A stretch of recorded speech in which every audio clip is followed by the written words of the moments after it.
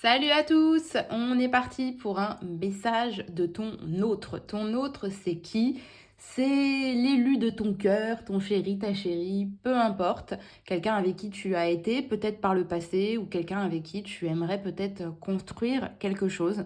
Donc je t'invite à choisir le tas qui t'attire et on va regarder ensemble. N'hésite pas à mettre pause si tu souhaites prendre ton temps parce que nous allons démarrer incessamment sous peu. On est parti pour le tas numéro 1. Alors, ça, ce sont des petites cartes que j'ai fait moi-même il y a plusieurs années. Trust the process. Ça veut dire qu'il faut faire confiance au processus, qu'il y a peut-être des choses qui doivent se mettre en place et que ça va pas se faire non plus en un claquement de doigts.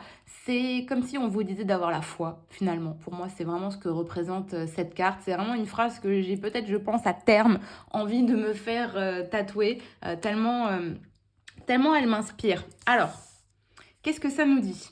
Ça nous parle de personnes qui sont peut-être dans des parcours de flammes jumelles. Maintenant, attention à ce terme. Je ne suis pas d'accord avec tout. Enfin, pas d'accord avec tout. Il y a tellement de choses qui ont été dites sur les flammes jumelles qu'il faut prendre peut-être ça avec des pincettes. Si vous ne savez absolument pas à quoi correspond ce terme, je vous invite pas forcément à aller faire des recherches sur Google parce qu'il va y avoir à boire et à manger.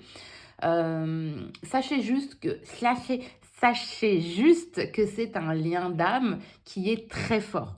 Ok, comme si vous aviez quelque chose vraiment, un gros morceau à partager, à régler peut-être ensemble. Ok, ouais, on me confirme. Du coup, relation très forte. Cette personne, alors, j'ai pas forcément l'impression qu'elle soit en train de faire des compromis, j'ai plutôt l'impression qu'elle est en train d'essayer de trouver un équilibre entre le cœur et la raison, le cœur et son mental. Je veux un nouveau départ, tu as changé ma vie, d'accord? Quand même, c'est pas rien. Maintenant, bah oui, cette personne, elle a son libre arbitre en fait. Quand bien même quand bien même vous êtes flamme jumelle, quand bien même vous avez des grandes choses potentiellement à accomplir ensemble, ça ne veut pas dire que ça sera possible dans cette vie, parce que cette personne, bah ouais, ça n'a pas l'air d'être facile pour elle de se mettre en route. Je sens quelqu'un qui est retenu par on ne sait quoi, peut-être son mental, peut-être une situation aujourd'hui familiale, un statut, quelque chose qui l'empêche d'aller pleinement vers vous, hein, quand bien même il ressentirait ou elle de grandes choses. Il ou elle aimerait. Mais il y a un truc qui... Tu vois? Alors, je souhaite notre réconciliation. Oui, l'envie est là. L'envie est là. Je souhaite être avec toi et avoir des échanges harmonieux, des contacts fondés sur la confiance et l'authenticité. Je ne veux plus de faux semblants ou de non-dits, je veux être bien avec toi. Ok, Coco, cocotte, mais il va falloir effectivement peut-être se mettre d'accord avec toi. En fait, j'ai l'impression que cette personne, elle est en train de se faire le dialogue dans sa tête, mais que pour autant, ça va peut-être pas se faire sentir tout de suite, d'où le fameux trust the process. Ok. Donc voilà pour le tas numéro 1. On va passer au tas numéro 2. Hop, ça, on enlève. Tas numéro 2. Alors, la petite carte. Je ne sais plus où j'en suis. Bon, ça arrive à tout le monde. Qu'est-ce que ça nous dit d'autre? Blocage émotionnel, bonheur, schéma répétitif, je t'aime, je suis... Ok, donc je me souviens.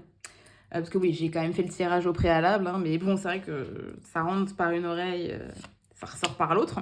Donc, ce qui m'était venu quand j'ai tiré les cartes, c'est que voilà, c'est quelqu'un que vous avez déjà connu dans des vies antérieures, quelqu'un avec qui on a déjà vécu des choses, des couples harmonieux. Voilà, dans l'ancienne incarnation, on était en couple, on était ensemble, tout allait bien, jusqu'à ce que cette personne, finalement, pour X raisons, vous voyez, comme si son cœur, à un moment donné, s'était figé.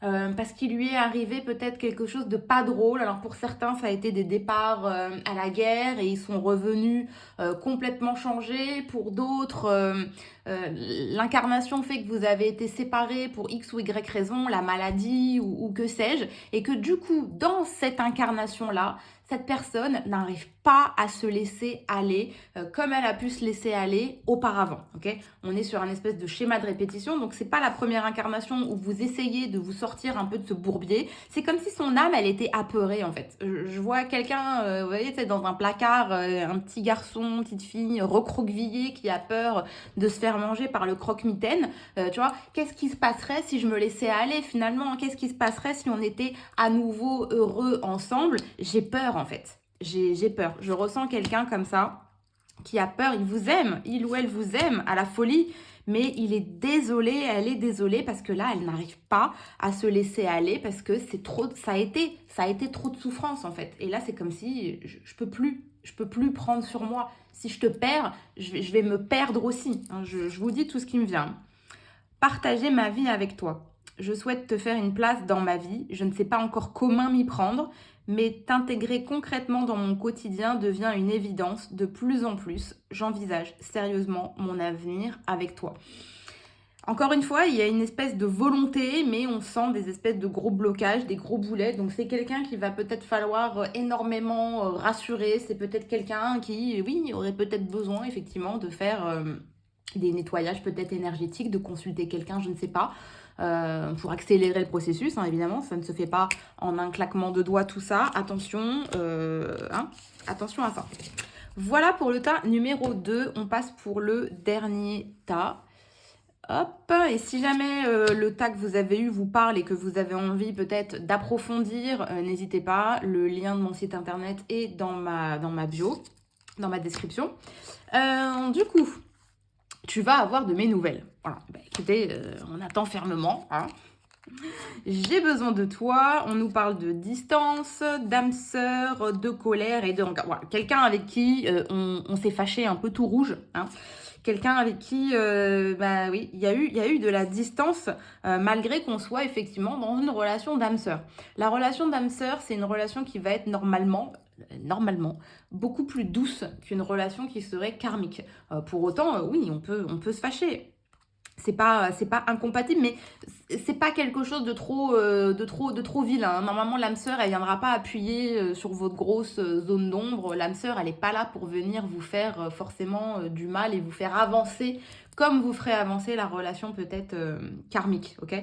D'où tu vas avoir de mes nouvelles. Je pense que oui.